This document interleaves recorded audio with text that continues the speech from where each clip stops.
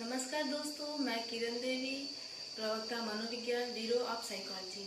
आज हम लोग शैक्षिक नवाचार के बारे में अध्ययन करेंगे कि शैक्षिक नवाचार होता क्या है। शिक्षा का उद्देश्य बालक के सर्वांगीण विकास से होता है। संभव है कि एक पाठ्यक्रम बहुत कुछ समय बाद उतना उपयोगी न रह जाए जितना कि वो पहले रहता था।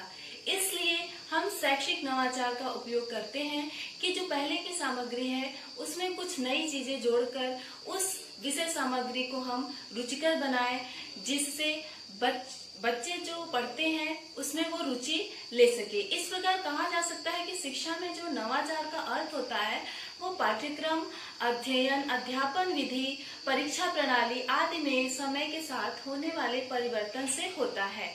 इसके बाद आते हैं हम आवश्यकता। शैक्षिक नवाचार की जो आवश्यकता है, इसमें हम देखते हैं कि दिया गया जो ज्ञान होता है वो रुक जाता है और शिक्षण अधिगम सामग्री प्रभावी होती है।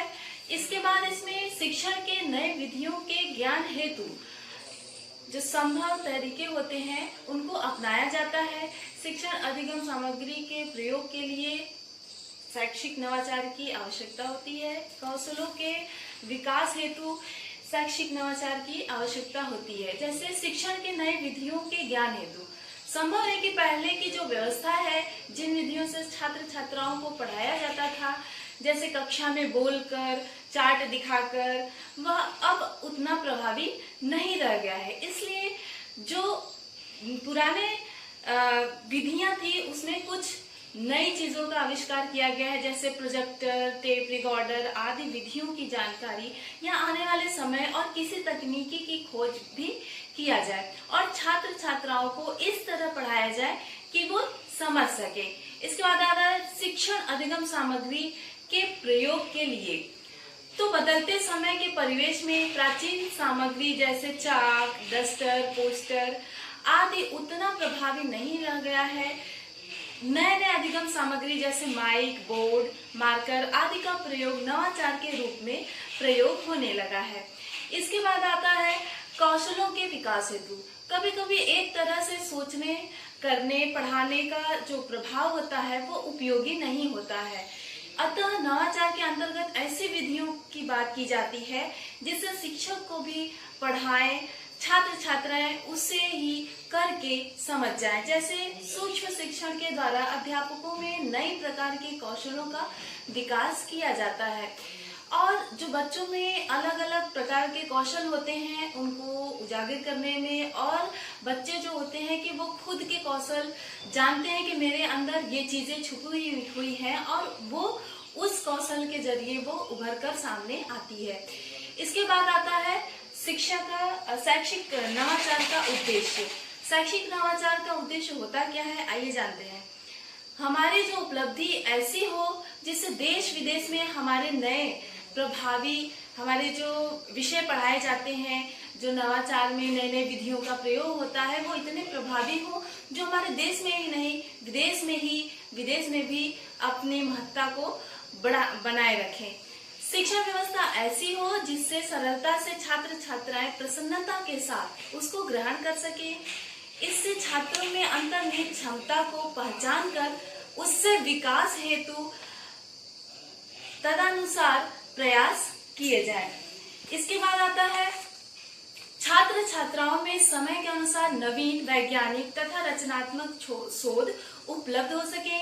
इसमें ऐसे अध्ययन की व्यवस्था हो जिससे जो भी विद्यार्थी सीखे वह उनके मन में स्थायी रूप से रुक सके। और इसका उद्देश्य छात्रों में कुछ नया सीखने का होता है। नवाचार से वह स्वयं भी नया करने के लिए प्रेरित होते हैं, स्वयं भी कुछ रुचिकर चीजें उनको कोई कार्य करने में रुचि उत्पन्न होती है और वो उस कार्य को करने के लिए स्वयं प्रेरित होते हैं। इसके बाद आता है शैक्षिक नवाचार के क्षेत्र। आइए देखते हैं कि शैक्षिक नवाचार के क्षेत्र हम कहाँ शैक्षिक नवाचार का उपयोग कर सकते हैं या ये जो शैक्षिक नवाचार है कहाँ तक फैला हुआ है। तो वर्तमान समय में शैक्षिक नवाचार का क्षेत्र बहुत ही बढ़ गया है। छात्रों को अध्यापन के लिए कई प्रकार के साधन विधियों का प्रयोग परिस्थिति के अनुसार किया जा रहा है, जिससे वो पढ़ाए जाने वाले सामग्री को सरलता से समझ सके, उसका उपयोग कर सके तथा समाज के विकास में उसका इस्तेमाल कर सके। इसके अंतर्गत कुछ पॉइंट्स आते हैं कि हम किन किन क्षेत्रों में शैक्षिक नवाचार का उपयोग करते हैं या इसका क्षेत्र कहाँ कहाँ पर बढ़ा हुआ है। तो देखते हैं कि समुदाय के किसी अंग विशेष में, जैसे जातियों, विद्यार्थी, पुरुष के स्थिति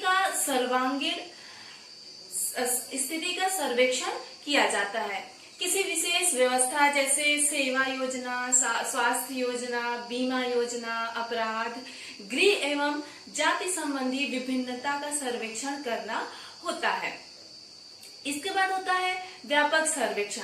व्यापक सर्वेक्षण के अंतर्गत हम किसी व्यक्ति का हिस्ट्री जान सकते हैं, इतिहास जान सकते हैं, आर्थिक वातावरण के बारे में, सरकार और कानून, भौगोलिक वातावरण, सांस्कृतिक समाज, जनसंख्या के रूप में हम इसके क्षेत्र का अध्ययन कर सकते हैं। इसके बाद आता है प्रार्थना स्थल की गतिविधियां। प्रार्थना स्थल की गतिविधियां, इसके अंतर्गत विद्यालय में प्रार्थना द्वारा विद्यालय का वातावरण प्रारंभ कर पूरे दिन के कार्यों का निर्धारित किया जाना होता है।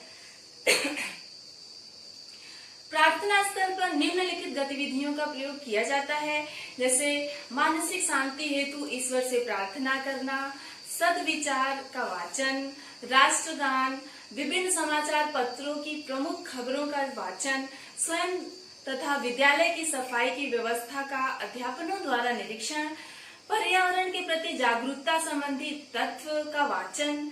इसके बाद बच्चों, अध्यापकों से संबंधित सूचनाओं को एकत्र करना होता है। इसके बाद हम आते हैं कि पाठ्य सहभागी क्रियाएं।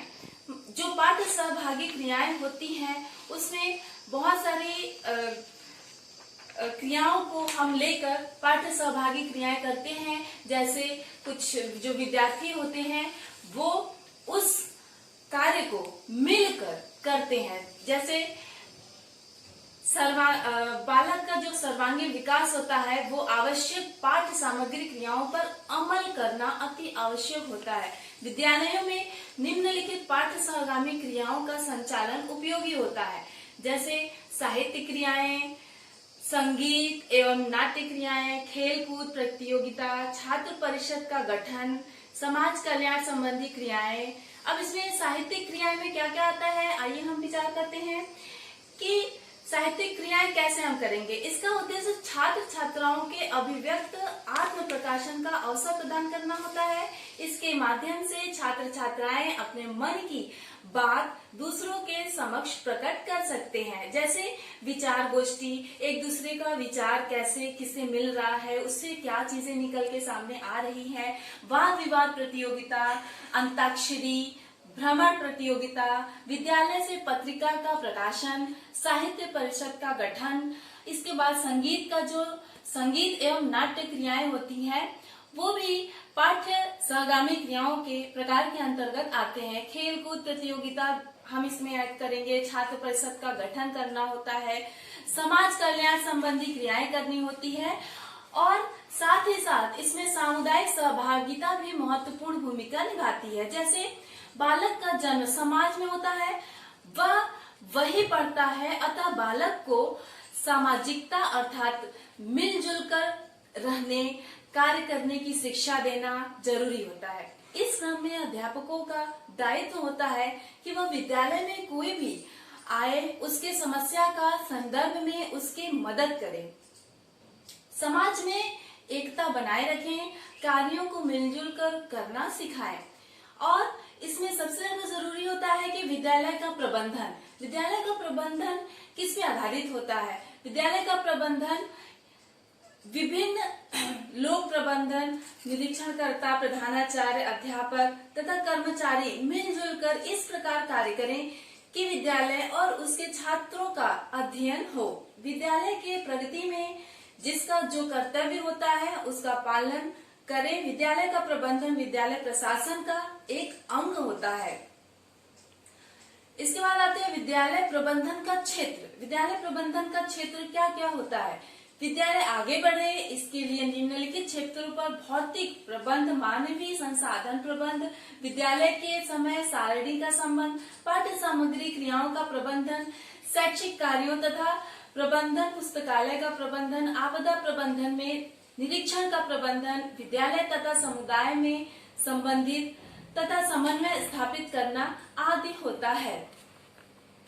इसके बाद आते हैं कि हम शैक्षिक नवाचार के अंतर्गत जो कुछ भी हम बच्चों को सिखाते हैं उसके लिए जरूरी होता है कि हम उन्हें करके सिखाएं, क्योंकि अगर हम प्राकृतिक तरीके से बच्चों को सिखाते हैं तो वो उनके दिमाग में बहुत ही ज्यादा समय तक स्थायी रूप से रुकेगा और वो वर्तमान में उसका उपयोग कर सकते हैं। जैसे आज के वैज्ञानिक युग में जरूरी है कि प्रत्येक विषय का अध्ययन व्यवहारिक प्रयोग करके प्रयोग किया जाए। जो छात्र छात्राएं बताए गए तथ्यों को आसानी से जान लेंगे, वे अधिक समय तक उनको याद रखेंगे। इसलिए प्रत्येक विद्यालय में प्रयोगशाला रहना अनिवार्य हो गया है और यह मनोवैज्ञानिक ढंग से सोच है कि यदि कार्य को लंबे समय में देखते हुए करें और सीखें तो तथ्य शीघ्रता से और दिनों समय तक हमें याद रहता है। इसलिए जरूरी है कि जो भी शिक्षा प्रदान की जाए बच्चों को, वो उन्हें करके सिखाई जाए। मतलब सामने वो जब देखेंगे, करेंगे